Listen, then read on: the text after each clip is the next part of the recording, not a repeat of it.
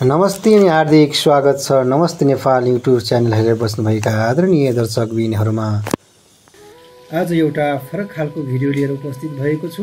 कृपया हाम्रो च्यानललाई सब्स्क्राइब गर्न र अल नोटिफिकेसनमा क्लिक गर्न नछुटाउनुहोला। आज म तपाईलाई ल्यापटपमा कनेक्ट भएको वाइफाईको पासवर्ड कसरी सो गर्ने भन्ने विषयमा सिकाउन गइरहेको छु। सबैभन्दा सुरुमा तपाईले आफ्नो कम्प्युटर अथवा ल्यापटपमा रहेको वाइफाईको सिग्नलमा राइट क्लिक गर्नुहोला। राइट क्लिक गरिसकेपछि ओपन नेटवर्क एन्ड इन्टरनेट सेटिङमा क्लिक गर्नुहोस्। यसमा क्लिक गरिसकेपछि तपाईको कम्प्युटरमा वा ल्यापटपमा एउटा यसरी सो भएर आउँछ। तपाईले यहाँ वाइफाईको सिग्नलमा क्लिक गरिदिनुहोस्।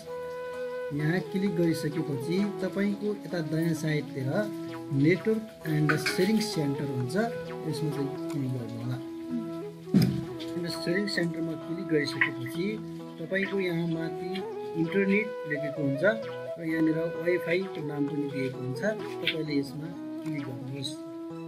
क्लिक गरिसकेपछि फेरि अर्को अप्सन आउनेछ। तपाईले वायरलेस परपोर्टेजमा क्लिक गर्नुहोस्।